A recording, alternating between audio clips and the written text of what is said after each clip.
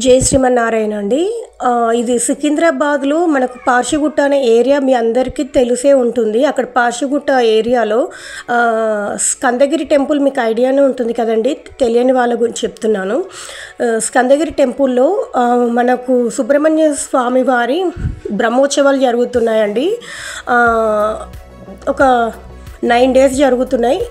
ఇవాల్టి నుండి అనమాట. ఇవాళ 30వ తారీఖు నుండి 7వ తారీఖు వరకు, వచ్చే జూన్ 7వ తారీఖు వరకు మనకు ఈ స్కందగిరి టెంపుల్లో సుబ్రహ్మణ్య స్వామి వారివి బ్రహ్మోత్సవాలు జరుగుతున్నాయండి. మీకు కూడా ఇంట్రెస్ట్ ఉంటే రండి, స్వామివారి కృపకు పాత్రులు అవ్వండి. చాలా బాగా ఉంటుందండి ఈ టెంపుల్. స్కందగిరి టెంపుల్ నేను మీకు చూపిస్తున్నాను కదా. ఇక్కడ సుబ్రహ్మణ్య స్వామితో పాటు ఇంకా కొన్ని ఉపా దేవాలయాలు కూడా ఉన్నాయండి. ఇక్కడ సుబ్రహ్మణ్య స్వామికి ఏంటి అంటే సంతానం లేని వాళ్ళు సంతానం కొరకు ఇక్కడ మంగళవారం మరియు శుక్రవారం, ఆదివారం మెయిన్ ఏంటంటే అమావాస్య నాడు ఇక్కడ నిమ్మకాయతోటి దీపాలు ముట్టిస్తారండి. ఆ నిమ్మకాయ దీపాలు మన సుబ్రహ్మణ్య స్వామికి నిమ్మకాయ దీపాలు కనుక ముట్టిస్తే సంతానం లేని వారికి సంతాన భాగ్యం కలుగుతుంది. సొంతిల్లు లేని వారికి సొంతిల్లు కూడా వాళ్ళు తీసేసుకుంటారండి. ఇలా నేనే కాదండి, నేను కూడా స్వయంగా ఈ సుబ్రహ్మణ్య స్వామికి ప్రతి మంగళవారం రాహుకాలంలో దీపాలు ముట్టియాలండి. నేను కూడా ముట్టించాను. నేను అనుకున్న కోరిక కూడా తీరింది అనమాట. నేను ఏదైతే నాకు ఏదైతే స్వామివారి దయ వల్ల నా కోరిక తీరిందో అది మాత్రమే నేను మీకు చెప్తున్నానండి. ఏదో ఇట్లా సోదిలాగా చెప్పడం లేదు. నేను నా లైఫ్లో నాకు ఆ స్వామివారి కృప వల్ల నా లైఫ్లో కూడా ఒక మిరాకిల్ జరిగింది.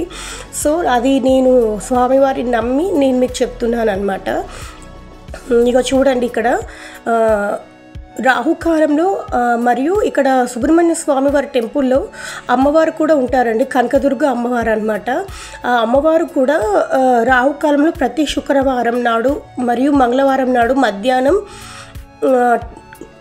2 గంటల నుండి 4:30 వరకు ఈ రాహుకాల పూజలు చేస్తారండి. అమ్మవారి టెంపుల్లో కూడా చాలా శక్తివంతమైన అమ్మవారు అన్నమాట.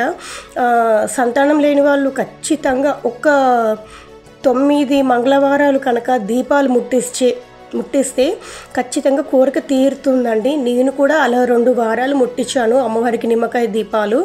నాకు 3వ వారానికల్లా నాకు రిజల్ట్ వచ్చిందండి. ఒకసారి నేను చెప్పేది మీరు కూడా చూడండి, అలాగే వేరే ఛానల్లో కూడా చూడండి ఒకసారి. స్కందగిరి టెంపుల్ పవిత్రత ఏంటిది, అక్కడ ఏమేమి పూజలు చేస్తారు, అక్కడ మనం రాహుకాలంలో దీపాలు ముట్టడం వల్ల ఏమేమి లాభాలు ఉన్నాయి, ఇవన్నీ మీరు కూడా వేరే ఛానల్లో చూడండి. ఇప్పుడు అలా చెప్పాను కదండి, ఇవాటి నుండి సుబ్రహ్మణ్య స్వామి బ్రహ్మోత్సవాలు అని చెప్పి అలంకరణ చేస్తున్నారండి. సాయంత్రము హోమాల సేవ ఉంటుందంట. అలాగే మొత్తము స్వామివారి ఊరేగింపు సేవ కూడా ఉంటుందన్నమాట. సాయంత్రం కోసం అని చెప్పి మార్నింగ్ అంతా కలశాలు అవి ఇవన్నీ రెడీ చేస్తున్నారండి స్వాములు. నేను మీకు చూపిస్తున్నాను చూడండి ఒకసారి. మనకు వీలున్న వాళ్ళు, లేకపోతే ఇక్కడ దగ్గరలో ఉన్న వాళ్ళు ఖచ్చితంగా ఈ సుబ్రహ్మణ్య స్వామి టెంపుల్ ఒక్కసారి దర్శించండి. మీకు కోరిన కోరికలు ఖచ్చితంగా తీరుతాయండి. అది కూడా ఏంటంటే స్వామివారికి మంచి కోరికలు ఉంటేనే స్వామివారు తీరుస్తారనమాట. ఇట్లా చెడ్డ ఆలోచనలతోటి చెడ్డ కోరికలు కోరుకుంటే మాత్రం తీరవు. కర్మబద్ధమైన కోరికలు ఉంటేనే తీరుతాయి అన్నమాట. చాలా శక్తివంతమైన టెంపుల్.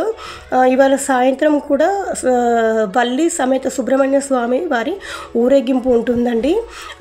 వీలైతే మీరు కూడా ఒకసారి దర్శించండి, స్వామివారి కృపకు పాత్రులు అవ్వండి. అలాగే నేను కూడా ఇవాళ దీపాలు ముట్టించానండి స్కందగిరి టెంపుల్లో.